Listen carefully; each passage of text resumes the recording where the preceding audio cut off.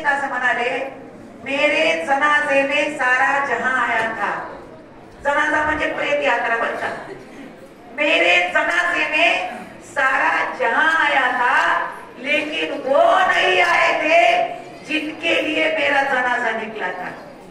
या देशातला माळी, साळी, गोष्टी, आधार, मण्यार, लोहार, खाटी, कांजारी, मंजारी, पिंजारी, लमाण, भामटा, टकाली, कुर्पी, कोलाटी, ही जी 18 पगड जात आपण म्हणतो, 12 बलुतेदार, 18 अलुतेदार आणि 2 कारुणारूचा मिळून हा गाववाडा.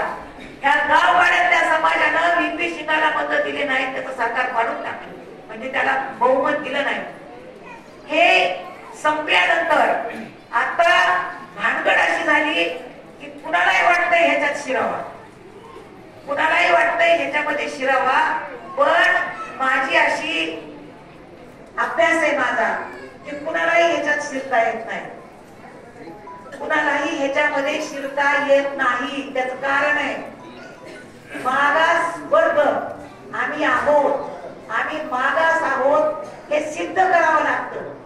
हे आरक्षण आता दिलंय ना, हे टिकणार नाही. मी तुमच्या माहितीसाठी सांगते, पण ते दिल्लीत टिकणार नाही, सुप्रीम कोर्टात टिकणार नाही. आधीमध्ये थोडा त्रास आपल्याला सहन करावा लागलच. भावांनो, ही पोरं आपला जीव पणाला लावतायत. त्या पोरांनी आता एसटीत आम्हाला टाका, आता हाय तिथं राहून द्यायना. खरं म्हणजे राज्यात आम्हाला 2% आणून ठेवले. आम्ही जर 27% असतो ना, अरे तुमचं एक बी पोरग बेकार राहिलं नसतं. एक बी, मी तुम्हाला डंकेची चोटते सांगते. स्पर्धा करायला हाईच कोण तुमच्या बरोबर?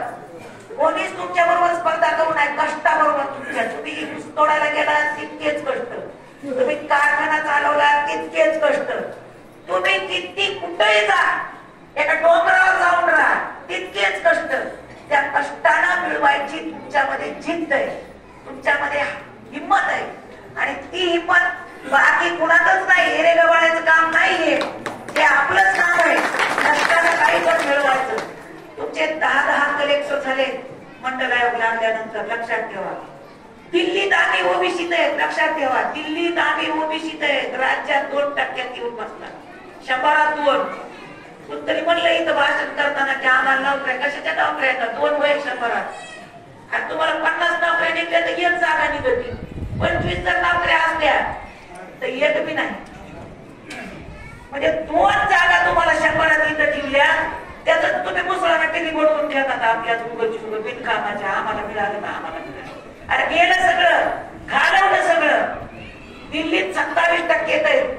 रेल्वेत बघा नोकरी मिळती का नाही तुम्हाला? रेल्वे ही दिल्लीचा विषय. रेल्वेत नोकरी मिळू शकते तुम्हाला, डिफेन्स मध्ये नोकरी मिळू शकते तुम्हाला, तुम्हाला कलेक्टर होता येतं, तुम्हाला एसपी होता येतं, पण डेप्युटी कलेक्टर नाही होता येत महाराष्ट्रात. लक्षात ठेवा. ओपन मधून होऊ शकतात तुम्ही, पण ओपन मध्ये बी आता तुम्हाला माहित आहे ना, ओपन मध्ये सुद्धा आता जवळपास 70% आरक्षण केले. 10% ईडब्ल्यूएस आहे का देणार तुमच्या, 10% ईसीबीसी, ते 10% केलं. आता राहिले 30% बोलतो.